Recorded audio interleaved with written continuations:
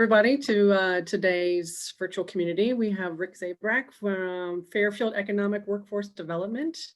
Did I get that correct, Rick? You got the name pronounced correctly. Dang. You got the 75 character long title correct. That's impressive. Awesome. So yeah, so welcome, and he's going to kind of talk about some of the things that he's been working on, what that all entails. All right. Well, thank you, Pam. Thanks for inviting me, everybody, and for having me here. I'm going to spend a lot of today talking about workforce, and I think it's something that I like to try to, any presentation I give, do an ask for people to help our mission at the end, and I think the biggest thing is to try to get the word out there, because businesses right now are hurting to find people, and the cities of Lancaster, Canal Winchester, where most of our development has happened in the county, they focus on bringing businesses in, trying to get them new locations in Fairfield County. Our role has really been to try to get, since I've taken over about 5 years ago now, has been to get the workforce there. Because if you can't fill the jobs you already have, it's hard to bring in companies to bring new jobs here, because you ultimately end up losing, other businesses. So our goal at the end of the day is to try to bring higher paying and more jobs to Fairfield County. And that starts with, making sure that the 40-some thousand jobs that we currently have in the county, we keep. And obviously COVID has had a big impact to that, and we can chat through that. But real quick, before I jump in, if you wouldn't mind if we could kind of just go around the room and could let me know your name and where. Actually, I'm going to pause on that. I'm going to do a get to know you thing with everybody real quick. And this is better than just, this is who I am, this is what I do, because we'll all forget that, right? So I'm going to talk about our career paths. So if you're not sharing your video, I'm assuming you have as horrible facial hair as I had last year, and you don't want to share that. But if you would appease me here, I'm going to kind of go through some questions. So if you attended college immediately after graduating high school, raise your hand. Okay, keep your hands up. Oh, sorry. Yeah, hopefully you stretched this morning. If not, I saw you did a yoga one a few weeks ago, so hopefully people prepared that. Okay, if you kept your same major the entire time you were in college, keep your hands up. If you graduated from the initial college you went to, keep your hands up. Okay, and if you're in the career. Should I put it back up? Yeah, Monica, you're the only one that actually, you followed it along. You can leave your hand down. The point of this being, okay, if you are in the career that you majored in, keep your hand up. Okay, so everybody around this room, you can put your hands down. You can do whatever you're doing like this. Whatever you want to do with your hands, you're welcome to. The point being, how many people here kept your hand up and raised the entire time for each one of those questions? Right? So what's the pathway that who here has kids that are either grown or that are in high school close to? Okay. So Jeff, what's your story with your kids? All my kids are either in college or already graduated from college and married and such. So did they all follow that path of college and then career, high school, college, career? My two sons did, but my daughter, who's married, did not. She started to go to school and then Okay. she was too she was ready to get married, let's put it that way. All right. Who else has kids that went that are grown or in the process of? All right, Karen, how about you? What's your story with your kids? Um, let's see. One of them, my oldest, actually went to college and tested out of 6 of his classes. Wow. So decided that college was not for him. He has his own business. He has always wanted to be an entrepreneur, and is doing well. My youngest actually graduated from college after playing professional ball overseas, and he is now back in. He's actually teaching and training Okay. and coaching the girls basketball team at Worthing Christian High School. That's hilarious. My other son is a trainer, but no, he didn't finish college. So there you have it. And how many of you have younger kids? All right. So Pam and Monica, what is your vision right now as you look at your kids growing up and I'll tell you mine, and even in this role, it still is. They're going to graduate high school. We're saving money for college. We got, putting money in the 529s, and our plan is for them to go to college, get a career just like I did. That's kind of how our mindset is. How about Monica and Pam? Mine are 11 and 8. I can foresee my 11-year-old being very traditional, becoming like a school teacher or something like that. The 8-year-old little boy, he's got a 529 plan, but can you pay for bail with it? He is very smart, but we'll see what happens in the next 10 years. That's awesome. I don't know if you can pay for bail with it. I did learn you can transfer it to other kids. Okay. Because my wife looked at me the other day and said, so you've been talking about how not everybody has to go to college to be successful, and we're saving all of this money for, college. What happens if one of them doesn't go? And I mean, I can pay tuition at OU. In 10 years, I imagine they'll still have Halloween parties and stuff. But like I said, he honestly is, he's the smarter of the two. I mean, just school-wise, he's a smart little cookie, but we'll see. Well, and that's, you also, by the way, can use the 529 for yourself, and you can transfer it to you to further your Here education. we go. I learned that also. So you can use that to threaten your kids with. Pam, how about you? Oh, it's interesting. I think that my knee-jerk reaction would be yes, that's what has to happen. But looking back on things for myself, I wouldn't have probably done what I did, which was go to college right out of high school and then figure out and accumulate a lot of money and debt that then I have to figure out, be released into a workforce that didn't welcome artists at that time. And so, then you spend all your time paying that back. So I really, for my kids, want them to just be happy and do the things that give them joy. And so, you can be a YouTube star these days and be thrilled about it and make lots of money. So I want to support them and give them the confidence to be able to pursue whatever it is they want to. And I'm starting to see that shift a little bit over the, last 5 years or so since I've started this job. And, and the reason I have this discussion is because this is something that I want us to make sure that we communicate to our schools, and to us, because, and let me share my screen with you real quick.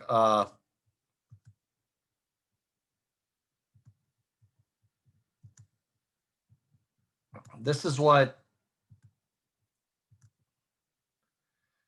is what's happening with students, and this is Ohio. I will tell you, Fairfield County looks a little better than these numbers. But as you look, we have, if you take 100 students, about 85 right now graduate high school out of those 100 students. Fairfield County, 94%. So much better job, in our county with kids, getting their degrees. All of these, I would say, you could take the bar up, about 10 percentage points for Fairfield County. So out of those, about 60% go to college. So if you're looking at a student in high school, we're now down to less than 50 of the students in our high schools actually go to college or a post-secondary school. And then out of that, a little more than half graduate college. It's about 55% graduate college. And then 1/3 of every high school or every college graduate with a bachelor's degree leave Ohio within 2 years. So if you look at education, and I have this discussion with educators all the time, where they say our job is to educate our kids to be successful wherever they are. It's not to be successful in Ohio, it's to be successful wherever they are. And that's I agree with that. But if we look at that pathway where we're sending kids to go to school, go to college, and get a job, what we're doing is negatively impacting our economy, because we are looking at less than 20 of those high school kids follow that traditional path and get a job in Ohio. That means 4 of every 5 of these high school students, either leave the state, don't get that degree, don't go for a degree. So this is why, we look at that brain drain. And when you hear brain drain, you guys have heard the term before, right? Cities like Lancaster have a brain drain, and what it means is, especially in a lot of rural towns or ex-urban cities, people, the kids that graduate, go away to college, tend not to come back. A large percentage don't, or they come back maybe 10 years later when they're ready to have a family. So, but for the most part, if you look around your social circles, a lot of people, graduate high school, go away to college, and they never come back to the town they were raised in. And that's called a brain drain. And I think that's quite frankly offensive, because what that means is if you go away to college, that means you're smarter than the people that have stayed. And I disagree with that wholeheartedly. It just means that you chose a different path. So as we look at filling local jobs, our focus is trying to say, yes, education is important, but education, as we already went around this room, looks different to everybody, right? That path is different for everyone. Karen, her son's path led him to Europe to play ball and then back to Columbus to coach. That's pretty cool. I don't think that is how anybody would have probably drawn it up when he was 8 years old. Monica, I'm assuming your son won't end up in jail, and 15 years from now, he'll be talking about the path that he took that went well. So I say that because if you look at the majority of jobs in Fairfield County, they do not require a bachelor's degree. And, that's one of the things that, we just need to be real about. And what we need to look at is, how do we truly educate and set up our local students for success? So if you look at the age groups right now in Fairfield County,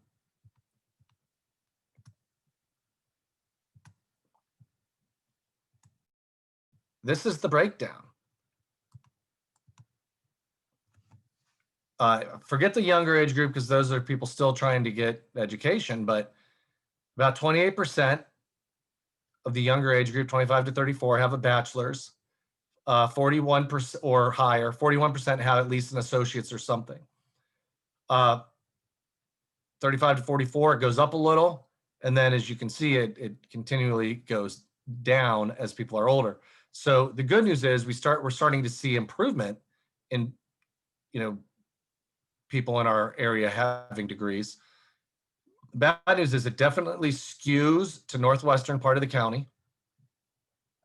And But if you look at the percentage, still more than half of the people have no degree at all. And so what are we doing? You know, this is a community thing. What are we doing to make sure that these people are successful? So here's,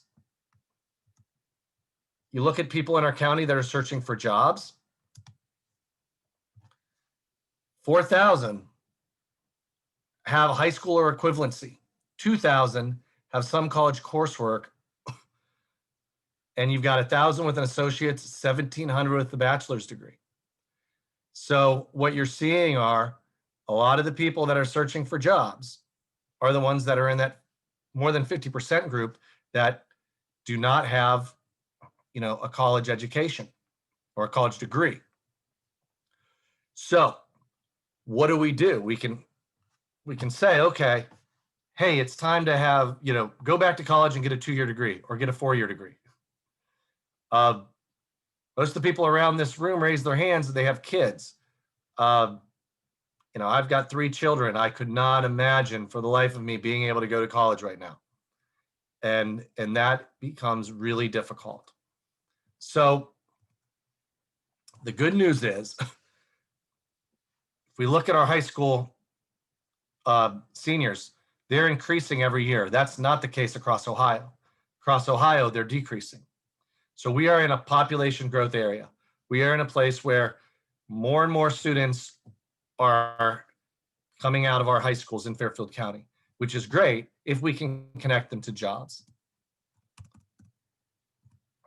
So right now, this is how students find jobs right now. They graduate high school. If they didn't go away to college, some of you who may have adult children living at home, this might look familiar to you. And then mom or dad yells at them and tells them to go get a job. This is how, you know, this is how people, you know, find jobs that are younger. Well, there's other options, which is why we created our career readiness program.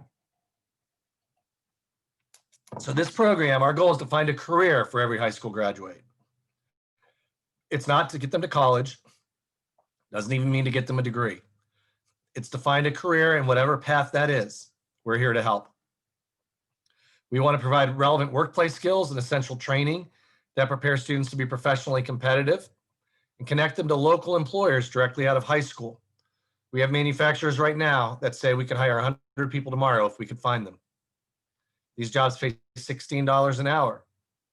Yet how many students or how many recent graduates are working at Taco Bell, making, you know, less than $10 an hour, or working multiple jobs?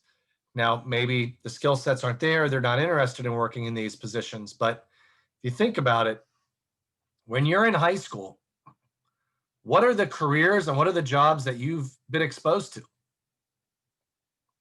You know, let's think about that. What, you know, think back to when you were in high school, and what were the kinds of jobs that you saw that were out there? What were you familiar with? Who had a high school job? All right, what was it? I worked in the doctor's office that my mom worked in. Okay. Karen? Oh. You're Oh, muted. on mute.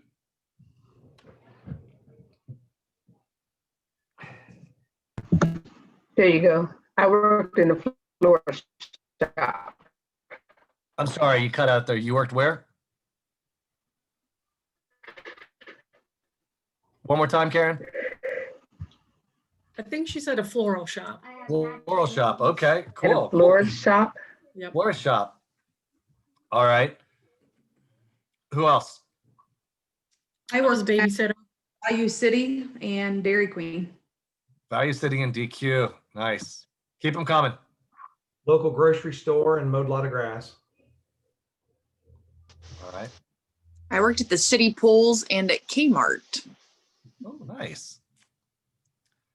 Wendy's. I was a Hardee's guy, Jeff. Did you say Wendy's, Jim? Yeah, also Wendy's and landscaping.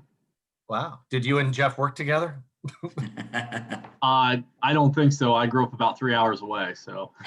Okay, so that'd have been a long commute to get to your job at Wendy's, right? And I'm maybe just a few years older than Jim, I think. So You know what? right, right, Kyle. All ages. So what was some of the common thread there? Monica worked at her family's doctor's office. Obviously, she was aware of what that was, right? You know, so that was a job that she was in tune with. What do you do now, Monica, if I can ask?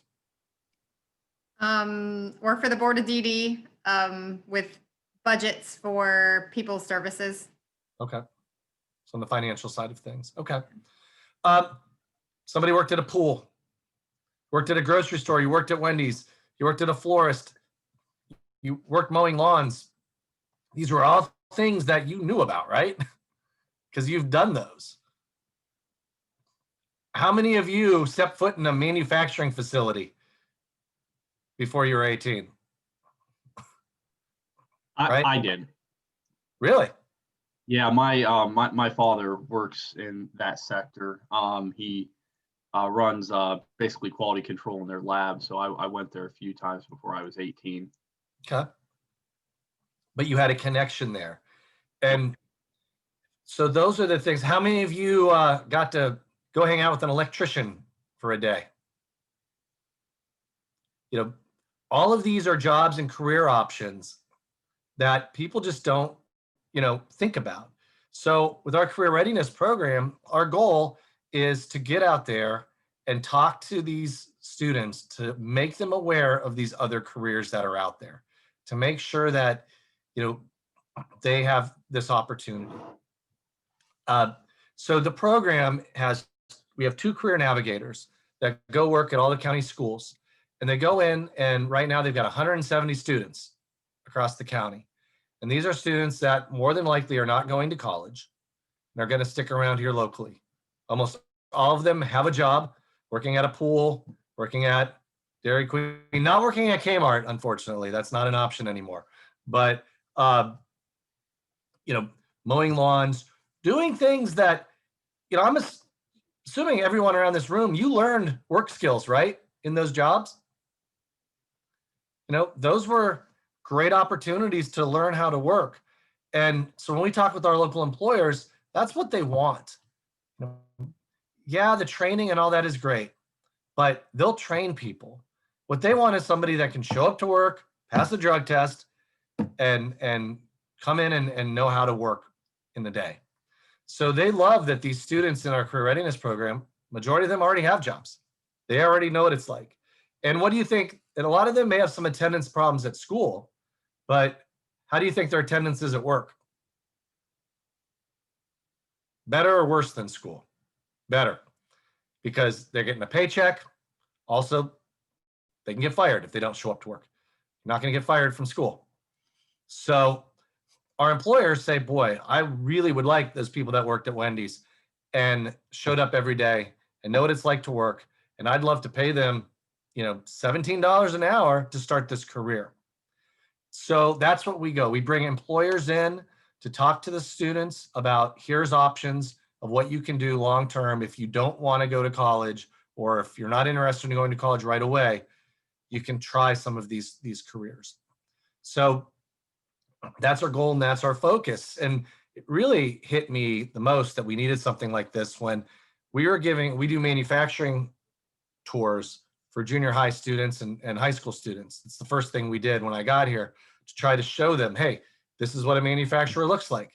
It's not this dark, dirty, dangerous job that you think it might be. And I had a group of students, there were 20 seniors, and I asked them how many of them, you know, knew what they were going to do, you know, after high school. 19 of them raised their hands, which to me was great and scary. The majority of them were going to be veterinarians, by the way. So it's like, do you know how much school you need to go to? And most of them did not. You know, I'm like, how many of you like school right now? And most of them didn't. And I said, okay, so what makes you think you're going to like school for another 8 years after this? But one of the students said he was going to join the military. So we went and did a tour, came back and we talked. And afterward, that student asked me, They said, I want to get a job at one of these companies. How do I do that? And I said, I thought you were joining the military. And he said, well, I was, but I didn't want to. But my mom told me I had to do something after I graduate. And he goes, I'm not brain smart, which I didn't like that either, but that's what he said. He goes, I'm not brain smart, but I'm good at doing stuff. And I thought the only place I could go and the only place that welcomed me was the military, because I'm not going to college. He goes, it wasn't until today where I realized I could do something else. He goes, I saw those people at that factory and thought that's something I could do. And I looked at him and I said, that is so great to hear. Here's my card. Send me an email and I'll help you get a job. Well, who's going to do that? You know, right? What 17-year-old is going to, hey, I talked to you for 3 minutes and I'm going to email this guy who was probably was wearing a suit at the time and he's going to help me get a job. It was just, it just didn't make sense. So what we did was we said, I want people that already know that student. So they can walk up to them and say, one day at school, hey, Carrie, nice to see you again. I really think I know what I want to do now. Can you help me? And so that's what we do. So they help students complete resumes. They help them apply for jobs. Just like so many people help these students go to college, we're helping them go into career. And it's something, and the funny thing is the majority of the students at the end of the day aren't going to get that college degree. Close to 60, about 65% of them in Fairfield County don't end up getting a college degree. So we have 2 people across the county that are helping them find this. Now, you may ask, what about career tech? Well, how old are you when you decide what program to go into for career tech? Anybody know? 15, because it's your junior and senior years. So you have to qualify, and you also have to decide, if you're not in Lancaster schools, if you're at one of the county schools, you have to decide, I want to go to a different school every day for my junior and senior year. Well, that's problematic for a lot of people and for parents. So one of the things that we, those students that go that route, great. But there's a whole lot that don't. And it's not until their senior year when they can't decide. So I know I've been harping on this for a while, but the point that I'm trying to make is these are the students that will be in our community. These are the students that we want to help, find success in our local community. And isn't that what everyone around this room that works at DD, isn't that what you do too? Right? And this is the same population. I was on a call with a employer yesterday who is creating a program to train students their senior year of high school, and it's free. And they can get into a career. And it was a great thing to hear, except they really wanted to focus on individuals that came out of drug court. They're like, we really want to help the community. So we want to help these individuals that might not get a chance elsewhere. And I said, that's great. And we want to see that. But understand that these students in our career readiness program, the goal is to make sure that they have a career and they don't fall down a different path. Because when you're 19 and 20 and you're not in school and you don't have a career, that's when you get into trouble, because you don't have those things. The percentage of people that have drug problems is like that are unemployed is twice of that of people that have a full-time job or have a job at all. I think it's 3 times for those that have a full-time. So these are things that we're trying to do to find this pathway of success for the community. And another thing that we're doing to help with this is to create a workforce center, which Kyle has actually, all of DD has helped. And some of you may have used to work out there and may wish you were still working out there and saw me come through with tape measurers and thought, boy, I don't like this guy. That's kind of why I grew the beard too, because I didn't want people to recognize me anymore. But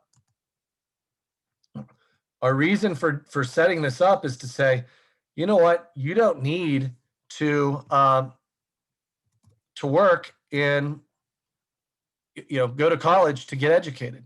So this is our workforce center. I'm sure you're all familiar with the building. And the goal is to develop a pipeline of workers for Fairfield County businesses. So you might say, I don't want to go to college, but I looked at this. When you graduate high school, does anybody want to chime in and share about how many weeks of school do you think you've gone through to graduate high school? It's about 450 weeks. So I look at these students and I say, 450 weeks. If you can go for 8 more weeks and get a phlebotomist certificate, you'll have a career now. So you might be done with school, but you've already invested 450 weeks of your life into this. What's 8 more? And by the way, you can make another $5,000 a year if you go to school for 8 more weeks. Our focus is manufacturing, skilled trades, and healthcare. And these are stackable certificates. So we're going to tell students, hey, you can come take an HVAC class, you can get a certificate, but you can continue and get an associate's degree if you want. So we're trying to still increase that education, but also give them careers. You're familiar with the building, I'm sure. It's 72,000 square feet. And now these are one of the classrooms. So this used to be one of the art rooms. Now this is an HVAC class that we held to upskill people. Back in the warehouse, we now have these awesome robots that Magna International is letting us use. These are robotic welders. So these are basically, you program these and they go in and weld different parts. Magna is our first employer partner at the Workforce Center. They're going to be employing up to 300 employees this year, and they need, we're going to be screening them at the Workforce Center to make sure that they have jobs, they have the skills needed for the jobs.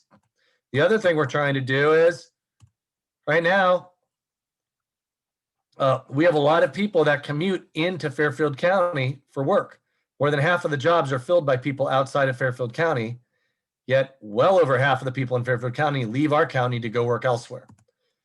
So we've created a website called Fairfield33jobs.com, and it's to highlight local businesses. And you'll see these billboards up along Route 33. Say goodbye to long commutes. We're trying to get these folks to, that's just a blurry picture. It's not a blurry billboard. We're trying to get people to think about working locally. You might get $3 more an hour by driving and working into Franklin County, but what are you giving up in life by doing that? So our hope is, especially as a lot more people have been working from home, if their job is going to ask them to come back into the office, we want them to have gotten accustomed to working close to home, going to their kids' sporting events right after school, and hopefully getting local jobs, because there is a need. Right now in November, there were 2,000 less people in the workforce in Fairfield County, not just from being unemployed, but choosing not to work for various reasons because of the pandemic. Some of it is their job has changed. Some of it is their job isn't there. But some of it is they got to stay home and take care of their kids. They're afraid to go into the workforce right now. Their school might, their kids' school might be hybrid tomorrow and they've got to stay home from work. So, or they're unemployed to begin with and they didn't start looking for work because right now maybe it wasn't the right time for them because of their family situations. So these are all things that are impacting us. So we need to find workers to work our local jobs anywhere we can. So, that's my ask is if you find people looking for jobs, connect them to our Ohio Means Job Center. Tell them to go to Fairfield33jobs.com. If you're talking to schools, ask them, what are you doing to help those students that aren't going to college? What are you doing? Ask those questions, because I will tell you, our schools in Fairfield County have bought into this really well. They really have, but they don't get graded on this from the state. They don't get graded on how many kids get a job. They get graded on how many kids go to college. So They get graded on ACT scores. So these are things that they need to personally, as a school district, say, these are important to us. And I got a text from somebody from the other night that was at a school board meeting saying, hey, I heard there's 26 students in the career readiness program at our school. That's 33% of the kids, seniors at our school. That's awesome news.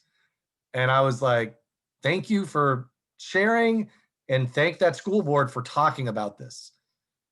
Because at the beginning, school boards were afraid to, because they didn't want parents to say, your job's to get our kids ready for college. I say it's their jobs to get the kids ready for life, and college might be a part of that. So I'm going to stop talking because my voice is going out, and open it up to questions, thoughts, anything. And if I don't know the answer, Kyle will. I won't know any answers, but I do want to say one of the things I think is most impressive about what happens in Fairfield County is not only Rick and his department are working with the schools, but the collaboration across the county with JFS, OMJ, whatever we want to call them this week. But any of the other agencies, I think it's so awesome to see everybody working together. Career Tech's involved, I know, at the Workforce Center. I think, of course, with OU and Hawking, it's just great that we have the collaboration working together. I think we need to get OOD more involved. And we've talked about that a number of different times, but I think it's just one of those things where we all have to remember we've got some really great resources. I think sometimes we overlook them. I think, both JFS, OMJ, and what you do, Rick, I think we, as a community, we don't look right here internally what we've got. I just want to thank you for all the work you do for everybody. Well, thank you. Thanks for the Workforce Center, by the way, and thank you for the collaboration.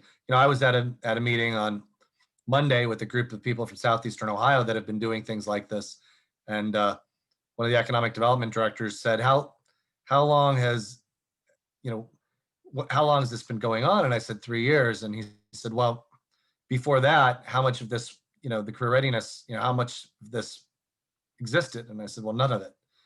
He said, "Wow, all of this has happened in 3 years." He's like, "Wow, that's impressive." And I said, "Well, to what you said, Kyle, I go, we are really lucky to have groups in Fairfield County that are open-minded and want to work together. We really want to work together. And none of this would have happened if the schools or the businesses would have said, that's too much work, or not my problem."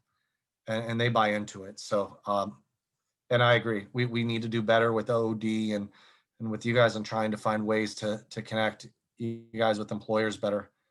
And, we had a business that threw out an idea, and it was, what's the term, Kyle, that you guys use? You're on mute. It was segregated for the most part, sheltered or segregated. Sheltered, yeah. It was sheltered employment, and I'm learning too. I love that term, and they were trying to create something special to work with developmental disability individuals. And while I applauded that and was like, thank you for trying to do that, it needs to be integrated more. And it's not a charity case. It's how can this match what your business needs are? And how can we find a way to be successful? Because if not, when times get tough a year from now, it won't exist anymore. And because, the individuals you serve, we owe it to them to do this. So we'll circle back, we'll talk to that business and maybe come up with some other opportunities. But it's extra work on everybody. And it especially now when people can't find people to work. We talk to HR and they're like, well, Rick, I'd love to do this, but in HR departments, like, I'd love to do this, but right now, this is a lot. We don't have enough time. We can't think of training. We need to bring 30 people in the door tomorrow to work. So, but hopefully that will continue to change. So I have a question for you, a couple of them actually. One of them is, and just thinking about kind of bringing people into the area to work, because we have all this opportunity, but how much effort or consideration is given into creating a great place to live, and kind of how that will draw in more people too, because most people work to live. Yeah. No, and that's why, we help where we can. to make sure like you've got a vibrant downtown. So in our revolving loan program, one of our targets are downtowns and helping to, get businesses to that maybe wouldn't be able to start normally. We will give them loans to be able to open up, because that's the uniqueness. People don't come and live here to go to Applebee's. They come and live here, live in places because of how unique they can be. So we need more of that. I don't think we do enough of that. We jump in from our office where we can. We commissioned a study for Performing Arts Center in Lancaster, and we had a whole case for the need of it. And then COVID hit, and we're like, yeah, it's probably not the time to tell people that we need to build a theater here or repurpose something into a theater. But that's critical. And Right. So there's a term that's called creative placemaking that a lot of, have you heard of it? I'm sure. And kind of that's what they use to kind of build economic development and civic development, but using the creative arts in order to do so, which is pretty cool, I think. So I didn't know if that was something you were familiar with or if you've looked into it at all. Yeah, we had somebody come and speak on that a couple years ago here, had a good turnout. We haven't done enough with that, honestly. And that's something I think we kind of need to look at. I think the Performing Arts Center is the first place that we kind of drove that. Now, a lot of that comes from the local communities, it comes from Destination Downtown Lancaster, comes from the communities themselves. But I'd like to further this conversation with you, Pam, because I think we need to find a way to, and maybe somebody like Linda Berge from the city of Lancaster, who's in community development, maybe that's a way to try to look at, see how we can maybe have more of a concerted effort for that. There are so many different focuses on things that I think that one we need a champion, honestly. Awesome. Yeah, I'll talk anytime. So my other question is, and I don't know if you really want to focus on it, but the awareness of the transgenerational reliance on government benefits and how that plays into getting people into the workforce. So you talked a lot about people are here, but they're just not engaged in our workforce. And so I didn't know if there was any thoughts on that. I invite everybody on this call, if you're able to, at 11 o'clock on next Tuesday. The commissioners are hosting a lunch and learn with the Ohio Means Job Center. And one of the things we're going to be talking about during that is the benefits cliff. And a lot of it comes down to wages. And you look at, okay, once somebody hits certain wage levels, they lose government benefits. So it dissuades individuals for many reasons. I hate some of the tone of it where, oh, these people don't want to work, or, oh, they're just trying to live off the government. And it's like, okay, it's $14 an hour. Who's providing for their family at $14 an hour, and for them to say, boy, I can stay home with my kids for that, and not lose these benefits. That's the trade-off. And I think any of us in those situations would probably take that. So we need to, we're addressing it. It's a national issue. It's a statewide issue. And I think some of it's just broken. The $600 federal unemployment that was dropped to $300. So you get $600 a week. If you're unemployed, now you get $300 a week. And there's nothing tied to that. So it's not, okay, if you worked in the retail industry where we know you can't really work right now, it's just across the board. And we need to be more focused on these things.